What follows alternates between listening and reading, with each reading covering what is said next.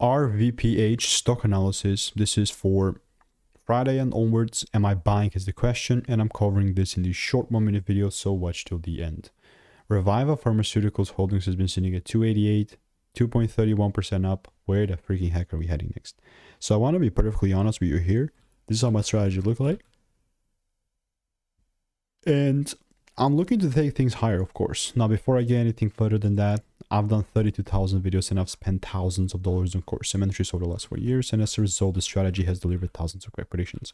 Now, with RVPH specifically, the price just, yeah, it was here, but it just kind of started, just continued to climb higher. I'll just move it to a little bit so it's a little bit more realistic, right? The chances are that the price might still continue to go up without me, but I'm just giving it chances for it to actually show if it really wants to go up or not. Even if it does, the only way that I will capitalize on this is if the price comes down and then gives me that double break. Everything else is noise. So if you want to learn the strategy, click the first link in the description. All reviews are 5 stars. See ya.